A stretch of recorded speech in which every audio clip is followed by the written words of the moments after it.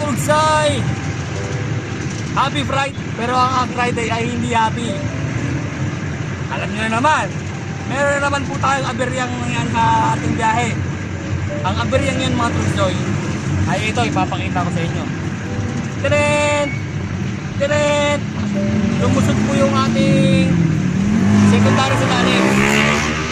Sa kadahilanan na ito, naputol yung ating push rod. Kaya diretso tayo sa garahe uwi.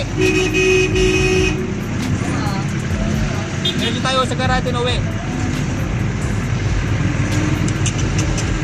Inaabot na naman tayo ng Kamalasan mga idol at mga Turugsoy. Hindi na natin makakatuloy ng biyahe pag ganito. Hawa. So, ayun mga idol at mga Turugsoy. Naikabit ko na po yung aking secondary sa ilalim.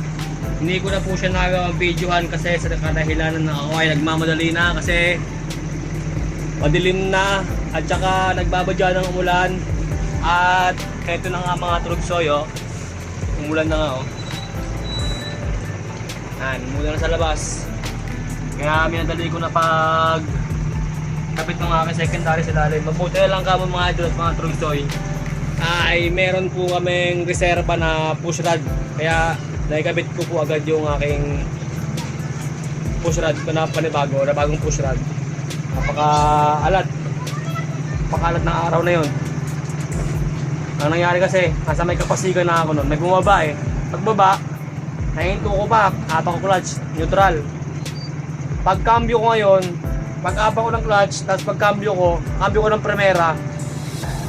Pag-apak ko ng clutch, biglang lumambot na lang yung ano ko, yung pedal ng clutch ko. Yun, lusot, pag silip ko sa ilalim, lusot na yung clutch. Tapos ano, putol na yung pusher na niya, tapos yung piston niya napahulog na, kaya kinuha ko na lang. Inuwi ko na lang dire-diretso. Bale, ang ginawa kong paraan ng mga Turugsoy ay ginambi ko siya ng segunda, tapos diretso i-start. Pag i-start, kakajut-kajut yun, dire-diretso takbo. Maandar pa rin naman siya kasi malakas yung ating battery kahit wala ng clutch. Kaya dire-diretso uwi. Tapos pagdating ng palengke, sabi ko sa mga pasahero ko, mga boss, mga sir, mga ate, mga kuya, baka po pwede pong pagdating po ng palengke, diretso baba na lang po tayong lahat kasi sira po yung aking jeep. Yun, dire-diretso. Ang problema nun, traffic. Siyempre pag traffic, pag apak mo ng preno, mamamatay yung makina. Pagpatay ng makina, start ka na naman. Mabuti ka mo hindi nalobat yung battery.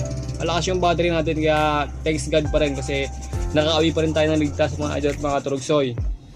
So, paano mga idol at mga Turugsoy? That's all for today. Sa lahat po ng mga kapwa ko, chopper ng jeep dyan, mag-iingat po tayo palagi. Ingat po tayo sa ating biyahe. Ingat po kayo kung nasan man kayo ngayon. And that's all for today. Bye bye. Peace out. I love you all.